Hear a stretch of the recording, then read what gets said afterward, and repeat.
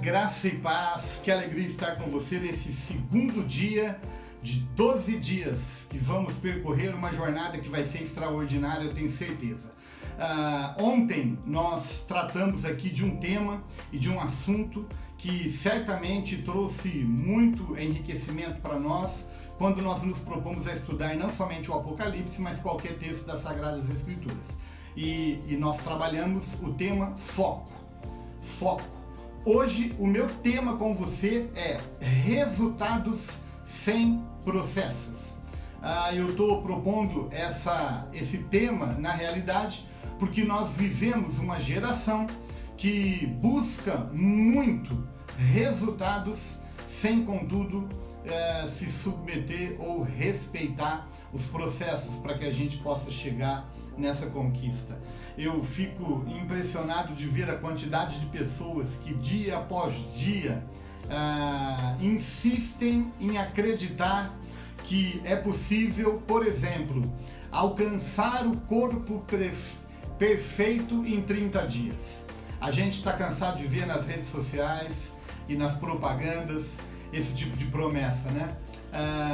Eu encontrei o caminho para chegar ao corpo perfeito em 30 dias. Clique aqui, saiba mais. E há muita gente que insiste em entrar por esse caminho. É impressionante. Sem respeitar os processos. Meu querido, com todo respeito a todos aqueles que promovem esse tipo de propaganda, é impossível você, em 30 dias, chegar à perfeição quando você levou meses, quando você levou anos para deformar o seu próprio corpo através das suas escolhas e através da alimentação que você teve. Eu poderia dar exemplo não somente no que diz respeito à saúde, à estética.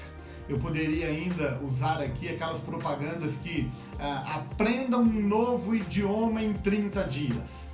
Fale o inglês, fale o alemão em 3 meses. Há um curso que provoca um verdadeiro milagre e você consegue falar o idioma em 1 mês, em 3 meses.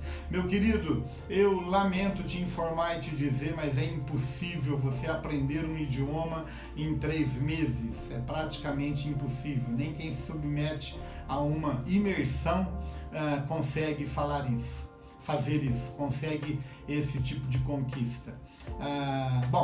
Enfim, eu estou usando essa analogia aqui porque é muito comum, como eu disse, a gente ver pessoas que querem resultado sem processo, sem se submeter ao caminho normal e natural que é trilhado. Eu tenho a certeza que qualquer professor, qualquer educador, qualquer pastor já se deparou com uma situação tipo assim, depois de uma palestra, depois de uma pregação, depois de um ensino, uma das pessoas que estava ali sentado no auditório procura a gente e fala assim: será que você podia passar o seu conhecimento para mim? Como se esse tipo de conhecimento, esse tipo de habilidade a gente pudesse passar com uma imposição de mãos. A gente pudesse passar com um desejo, né, com um afã de fazer isso, tanto de quem recebe quanto de quem dá. E vale a pena eu dizer aqui que eu não acredite que isso seja possível. Na verdade, o que eu estou querendo dizer é que quando acontece não é a regra, é a exceção. Você deve se lembrar tanto quanto eu, num determinado momento, quando Moisés está liderando o povo que ele libertou do Egito, estava levando rumo à terra prometida, há muita gente, há uma multidão de pessoas que o procuram e a Bíblia fala que ele fica da manhã até a noite atendendo filas e filas de pessoas que vinham trazendo problemas, questionamentos para ele, e até o ponto que ele recebe um conselho do seu sogro e Deus também vem para ele e fala: Moisés, eu quero que você reúne 70 homens e depois que você reuni-los, eu vou te dizer o que nós vamos fazer. Moisés reúne, convoca os 70, aparece aquele povo todo e a Bíblia diz que naquele momento Deus tira do espírito que estava sobre Moisés e coloca sobre os 70, capacitando-os assim para fazerem a obra junto com Moisés. Estou contando essa história para dizer para você que eu creio na transferência de unção. Eu creio que Deus pode fazer isso como fez no passado. no entanto, não é a regra. A regra é quando nós queremos adquirir conhecimento, quando nós queremos adquirir habilidade, seja ela profissional ou seja ela espiritual. Isso vai demandar um processo, isso vai demandar tempo, isso vai demandar pesquisa, isso vai demandar muito estudo e muito tempo de estudo, de se debruçar, como nós estamos fazendo aqui mesmo. Nós estamos nos debruçando 12 dias no livro de Apocalipse e mal vamos conseguir sair do capítulo 3.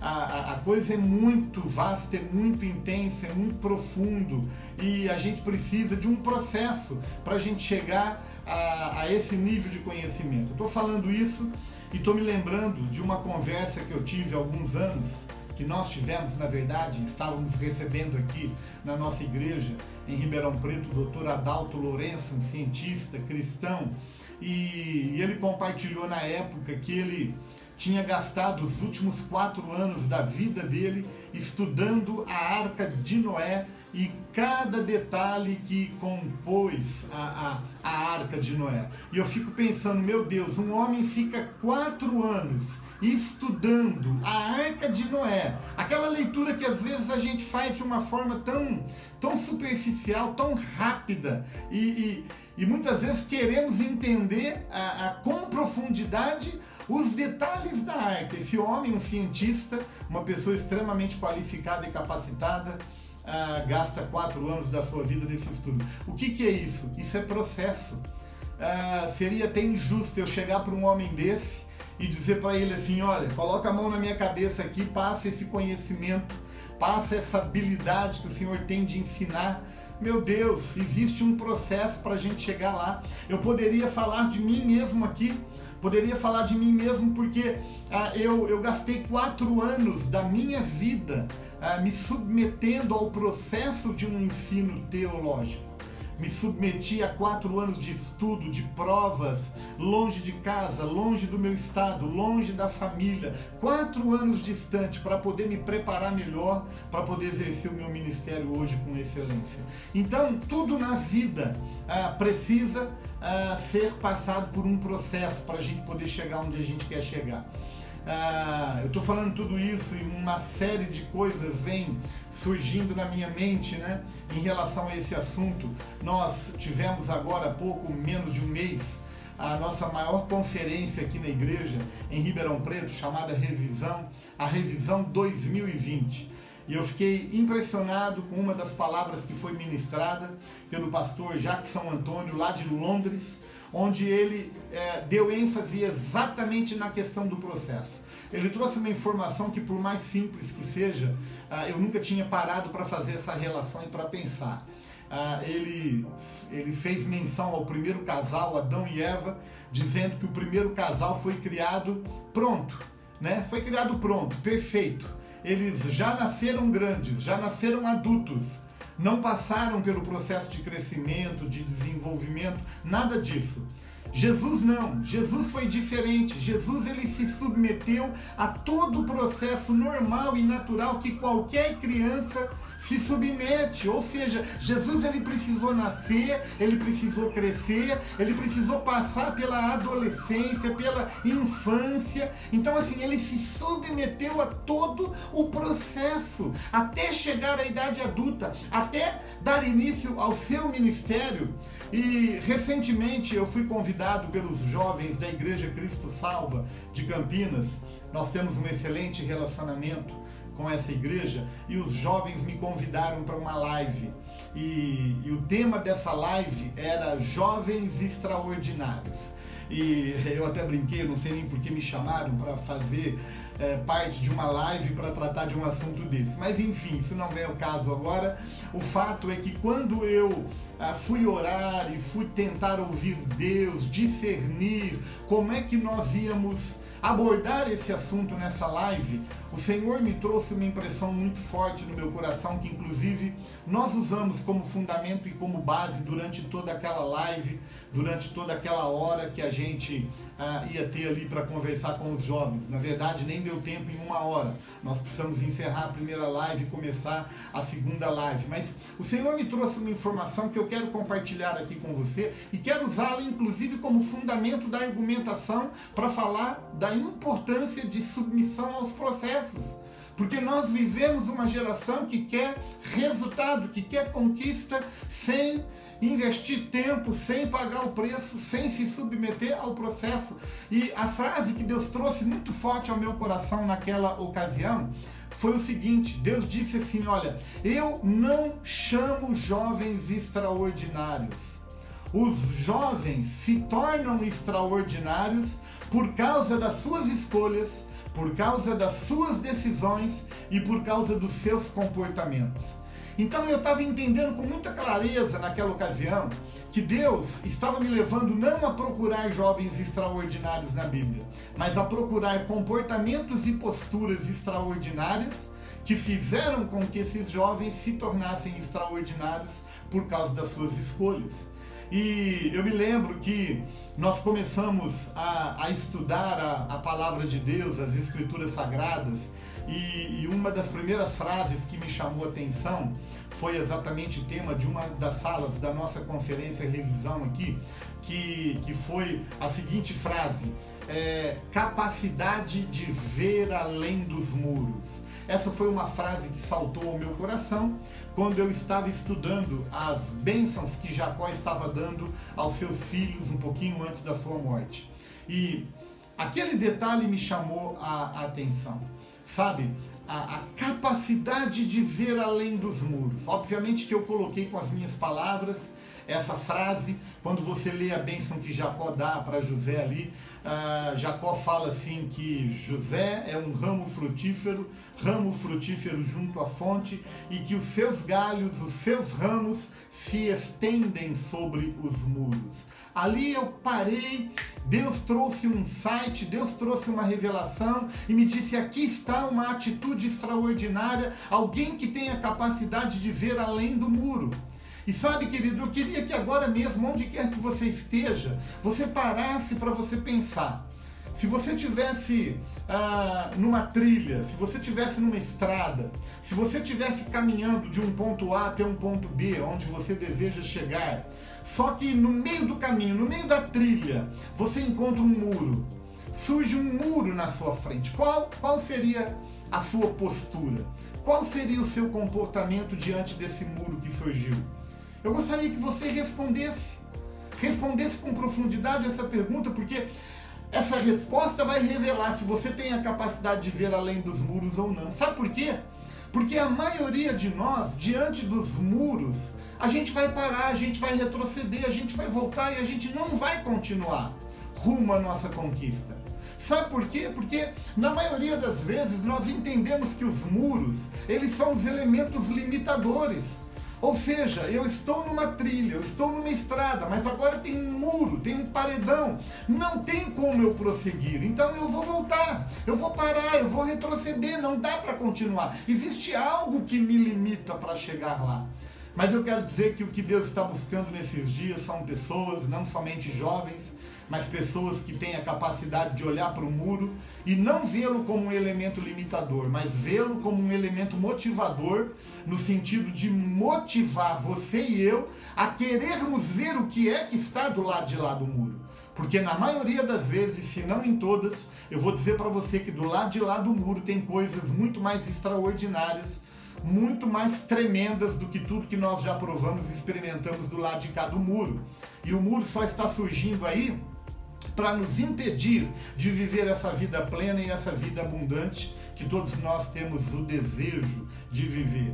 Então, diante das dificuldades, diante dos empecilhos, diante dos contratempos, diante dos muros que surgirem na sua vida, você precisa ter a capacidade de pegar toda a bagagem ruim, tóxica, que fez parte da sua vida, dos seus sentimentos até então, fazer dela uma escadinha, subir e ter a capacidade de olhar do lado de lá do muro, porque na verdade a Bíblia diz que aquilo que olhos não viram, ouvidos não ouviram e jamais penetrou no coração humano é aquilo que Deus tem preparado para aqueles que o amam. Então você precisa ter essa capacidade de ver além do muro. Quando você se debruça sobre o livro do Apocalipse, quando você se debruça diante de qualquer texto da Escritura, você precisa ter a intenção, e muito mais do que a intenção, você precisa ter a atitude atitude de ver por cima do muro, de ver do lado de lá, de ver o que é que está além da letra que você está lendo, porque certamente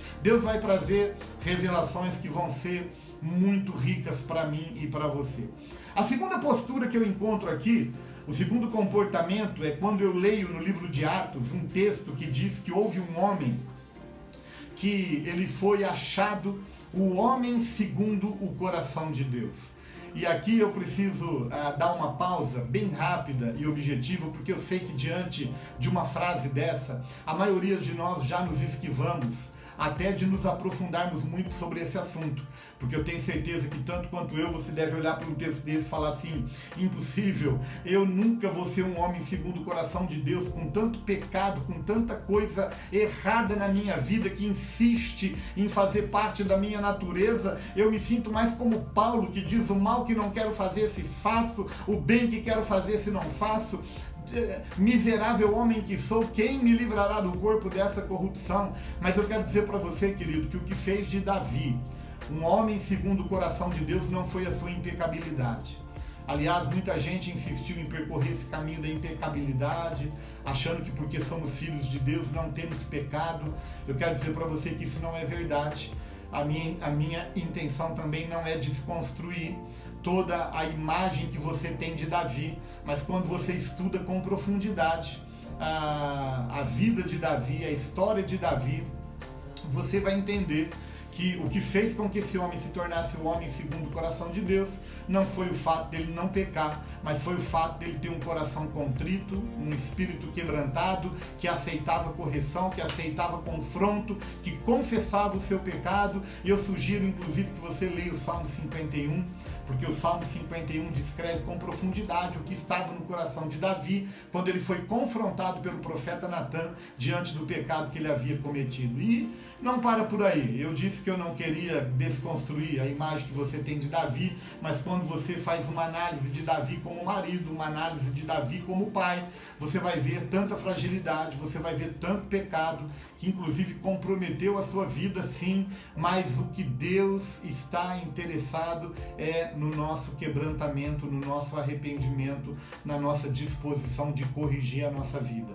Se você tivesse coração, certamente você é um candidato a ser um homem e uma mulher segundo o coração de Deus nos dias de hoje.